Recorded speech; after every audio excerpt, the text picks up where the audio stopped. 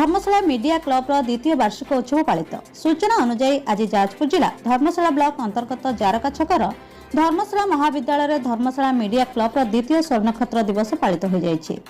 आज गणमाध्यम सबुबले जागृत हो रही बोली समाज दृष्टि रही। सकल प्रतिबंधक सत्वे गणमाध्यम तार मर्यादा हराए नाही बोली विशिष्ट वक्ता माने आज यह मंच में मत प्रकाश करिसेंति। आज धर्मशाला मीडिया क्लबर द्वितीय वार्षिक उत्सव अवसर में गणमाध्यम गति और दुर्गति शीर्षक आलोचना चक्र सभापति सुधाकर राउत अध्यक्षतार अनुष्ठित हो जाइछि। प्रारंभ में धर्मशाला विधायक प्रणव कुमार बलवंत राय यह उत्सव को उद्घाटन कर गणमाध्यम समस्त कथा को सकारात्मक दृष्टि देखिले समाज में यार प्रभाव पड़िबो बोली कहिबा बेले अन्यतम अतिथि भाव अर्गस टीवी वरिष्ठ सांबादिक शांतिभूषण मिश्र जोगदे निजस्व अनुभव कथा को उदाहरण दे गणमाध्यम किपरि विभिन्न प्रतिकूलता सत्वे दृष्टि रही से संपर्क में निजर वक्तव्य प्रदान करथिले। तो एठी जो कार्यक्रम को आसथिले आपण मानकर कार्यक्रम से जो टॉपिक रे आपण आलोचना कले जे गणमाध्यम गति आउ दुर्गति गति कौन दुर्गति कौन ए विषय रे जो माने अतिथि थिले से विस्तृत भाव में तांकर मंतव्य रखिले। किंतु मु गोटे पद कहया चाहूँगी जे 158 वर्ष भितर गणमाध्यम गति अनेक उत्थान पथन दे गति करिछि। किंतु गणमाध्यम दायित्ववान संवाददाता हिसाब रे कर्तव्य और दायित्व जहाँ अच्छी ताहा केबे परिवर्तन होइनी। केवल जहाँ परिवर्तन होइछि समय परिवर्तन होइछि। सेतेबेले जहाँ थिला 158 वर्ष पूर्वे समाजर दलित निष्पेषित शोषित जो मानकर स्वर गणमाध्यम पालट थिला आज भी सही गणमाध्यम प्रतिनिधि सही काम करुछंती। बाटेरे ऑब्स्टैकल्स आसुची प्रतिबंधक आसुची से प्रतिबंधक दूर करी आपण माने समस्ते आमे समस्ते आमर दायित्व को ठीक भाव में तुलेबा या ही आमर समस्त कामना हवा कथा। विषय वस्तु चमत्कार थिला। वर्तमान गति और दुर्गति प्रगति सब ऊपर आलोचना है जो थे मु अनुभव कली धर्मशाला तार इतिहास परंपरा ऐतिह्य पर केते महामनुषी जन्म देछि ताहा भी सांबादिकतार सभा प्रमाण कहले समस्ते मु भी कहली।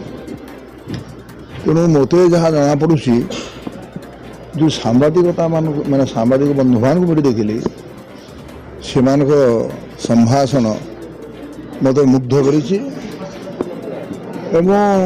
खूब कम दिन रे बहु सांबादिक को सृष्टि कर माटी जो भूमिका अच्छी विशेषतः 2 खंड बही पाइली विमल ठार। तेणु विमल पतिर से 2 खंड पुस्तक यदि आप पढ़े अनुभव करेंगे कितने महान प्रतिभा कवि मान को सृष्टि कर माटी आज महान है। आज सभा पे बछा बछा इंटेलेक्चुअल माने आछंती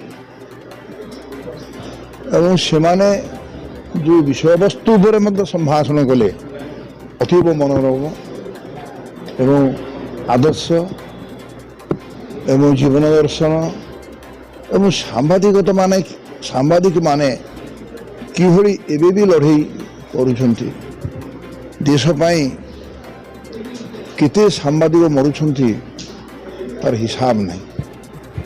तेणु एमाटी आज मो पाई केवल धन्य नुहे धन्य आपण माने जो माने समवेत होती समस्त समस्त अवदान पाई समस्त कृति पाई।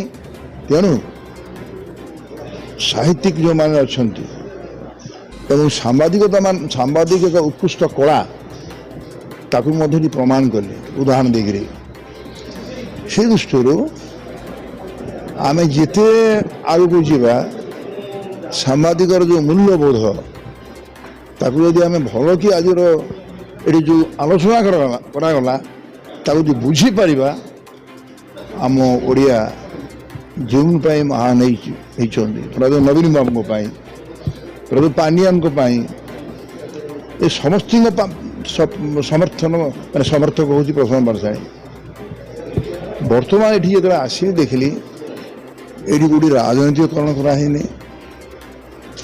राजनीति पर को माना आम ये उड़े आमे कहीचे बंची रहा संग्राम करने ଆଉ ସାମ୍ବାଦିକମାନଙ୍କୁ ଅବହେଳା କରା ନ ଯାଉ।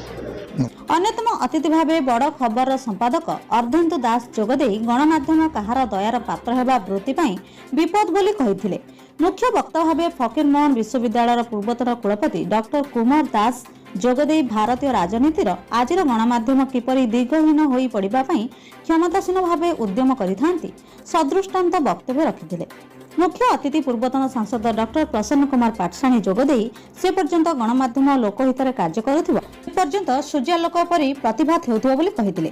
ମିଡିଆ କ୍ଲବର ଉପଦେଷ୍ଟା ବିମଳ ପତିଙ୍କ ସଞ୍ଚାଳନାରେ ଆୟୋଜିତ ଏହି ଉତ୍ସବରେ ବରିଷ୍ଠ ସାମ୍ବାଦିକ ବିଶ୍ୱନାଥ ସାମଲ ଅତିଥି ଭାବେ ଯୋଗ ଦେଇଥିବା ବେଳେ ଡକ୍ଟର ବିଜୟ କୁମାର ଶତପଥୀ, ଡକ୍ଟର ସୁଶାନ୍ତ କୁମାର ବେହେରା, ଶାନ୍ତିଲତା ଦାସ, କୃତି ଛାତ୍ରୀ ଲୋପାମୁଦ୍ରା ପ୍ରିୟଦର୍ଶିନୀଙ୍କୁ ଏହି ଅବସରରେ ସମ୍ବର୍ଦ୍ଧିତ କରାଯାଇଥିଲା। ଉପଦେଷ୍ଟା ବସନ୍ତ କୁମାର ନାୟକ ଅତିଥି ପରିଚୟ ଦେଇଥିବା ବେଳେ କାର୍ଯ୍ୟକାରୀ ସଭାପତି ଆୟସ୍କାନ୍ତ ରାଉତ ସ୍ୱାଗତ ଭାଷଣ, ସାଧାରଣ ସମ୍ପାଦକ ଆନନ୍ଦ ମହାରଣା ସମ୍ପାଦକୀୟ ବିବରଣୀ ପାଠ କରିଥିଲେ।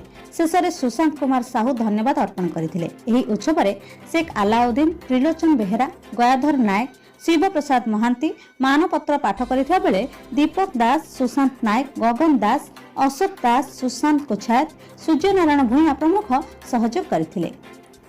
ଯାଜପୁର ସୁରେଶ ବିଶ୍ୱାଳଙ୍କ ସହ ସରସ୍ୱତୀ ମଲ୍ଲିକଙ୍କ ରିପୋର୍ଟ, ବିରଜାଭୂମି ଏକ୍ସପ୍ରେସ।